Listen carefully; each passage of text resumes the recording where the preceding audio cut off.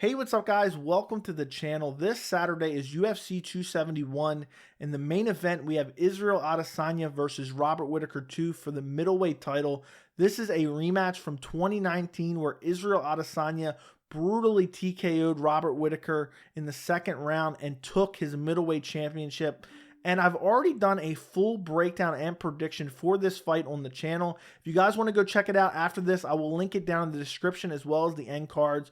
But when I was looking at this main event and I was trying to decipher all the different outcomes that could potentially happen in this main event and looking at all the potential avenues to victory for each guy, I decided I wanted to make a video called How Robert Whittaker Defeats Israel Adesanya at UFC 271. And basically, I'm going to outline, in my opinion, the key factors that Robert Whittaker has to be effective with in this fight if he wants to defeat Israel Adesanya and reclaim the middleweight title. So the first factor, I think, is a very obvious factor. I think a lot of people are saying it in the lead up to this fight. But I think people are over-exaggerating the level of effectiveness that Robert Whittaker has to use this factor to win the fight, and that is using his grappling. And what I mean by people are over-exaggerating it is, I mean when they say Robert Whittaker has to use his grappling to defeat Israel Adesanya, they think of Israel Adesanya versus Jan Blachowicz at UFC 259 in rounds 3, 4, and 5, where Jan Blachowicz was able to get Israel Adesanya down, control him on the ground for the majority of the round, and win the rounds clear cut and dry. And I don't think that's necessarily the case in this fight. Obviously, if Robert Whittaker could go out there, take Adesanya down in 3 out of 5 rounds, control him on the ground for the majority of the round, that would be the best case scenario.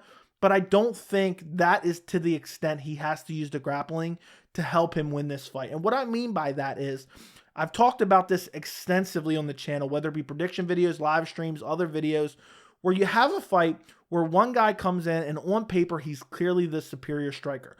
But because of the other fighters' effective grappling and threat of takedowns and, bullying them in the clinch, they're able to then outstrike the guy who is clearly the superior striker on paper.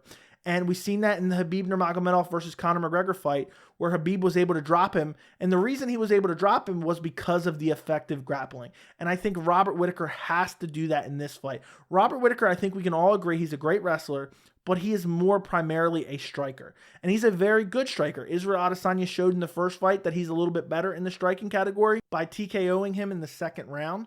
But I think if Robert Whittaker can go out there and threaten the takedown and be successful enough, maybe he gets a takedown in the center of the cage and forces Israel Adesanya to work to his back to the fence and then work back to his feet, and it takes him significant energy.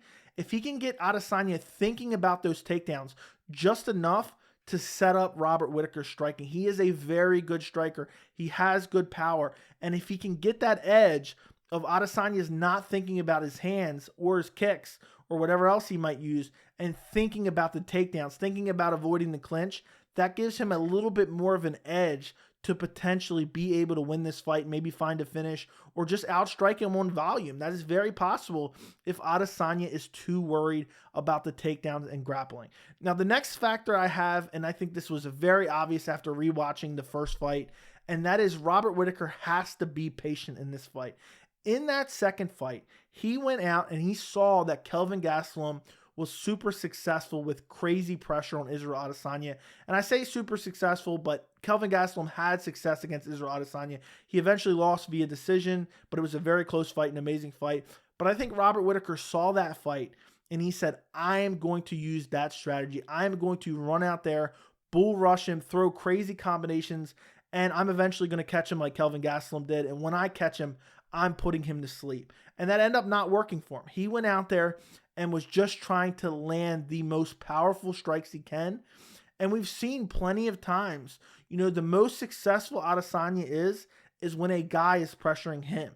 And Robert Whittaker gave that to him. I think Robert Whittaker has to hang back. I think he has to pick his shots. I think he has to mix in that effective grappling, clinch Adesanya, make him pummel inside in the clinch, wear him down a little bit, and let some of those techniques that he uses early in the fight add up till later. Maybe it be leg kicks. Maybe he's kicking the legs. Slow down the footwork of Adesanya. Make it harder for him to get out of the way of strikes. Weigh on him with the clinch and defending takedowns. Let him get a little bit more tired. and let that try to pay dividends later in the fight. He has to be patient. He cannot just wait in there like crazy like he did in this first fight. And that's exactly what Adesanya wants. He wants Robert Whittaker to move forward. And this factor kind of goes hand in hand with the next factor I'm going to give you, and that is Robert Whittaker cannot be scared to make this fight boring. We've seen against Yoel Romero where Yoel Romero was just absolutely refusing to move forward. Adesanya didn't know what to do. But we've seen in cases where Paulo Costa, his primarily strategy is to press forward and look to take your head off. We've seen how successful Adesanya was in that matchup, and that was, again, a similar stylistic matchup to the first Robert Whittaker fight in the strategy he tried to use there. If you rush Israel Adesanya, you are going to probably get countered and KO'd or TKO'd. It's just logic. We've seen it so many times over and over and over again. He is an amazing counter striker. That's what he wants. So I think Robert Whittaker should play the long game. Again, he should be patient. He should use the grappling, but he cannot be afraid to make this fight boring. He cannot get frustrated, if it's a very close fight and both guys are kind of landing leg kicks from the outside and, eventually get frustrated in that third or fourth round and then say, okay, you know what? I'm going to wade into danger and I'm going to get clipped and put to sleep. I just don't think that is the right way to go. He has to be okay with this being a boring fight. And I think there's a possibility that this fight is boring. The last factor, and I know this is, very simplistic and easier said than done, but I think Robert Whittaker has to brutalize Israel Adesanya's legs. Robert Whittaker has some of the best oblique kicks. Imagine if he could catch Adesanya out of position, land one of those Khalil Roundtree oblique kicks. That would be insane, an insane finish to reclaim the title. I don't think necessarily that's going to happen, but I think Robert Whittaker has to kick the legs of Israel Adesanya. We know Adesanya is going to be kicking the legs of Robert Whittaker, but Adesanya's key factors are his footwork and his head movement and his ability to counter you. If you can wear on him with the effective grappling, clinching him up, taking him down, making him defend takedowns, and then also you're patient and you're not afraid to make it a boring fight, then if you're able to chop the legs of Israel Adesanya, maybe then you can start being more effective with the striking as he slows down, as the footwork gets a little bit worse, as he gets tired from the grappling and the leg kicks, the damage to the legs. And I think this is the way Robert Whittaker can have the most success in this fight. I think he has to be super effective in all those facets if he wants to take the middleweight title back from Israel Adesanya.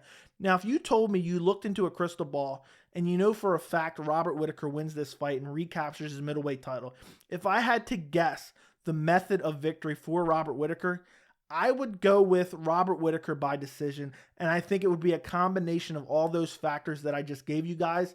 And I think basically he would chop the legs. I think the fight would be kind of boring. I don't think it would be crazy boring, but it'd be kind of boring. It'd be Whittaker not coming forward, Adesanya just sitting there kind of, fainting and throwing leg kicks and not being not being super active.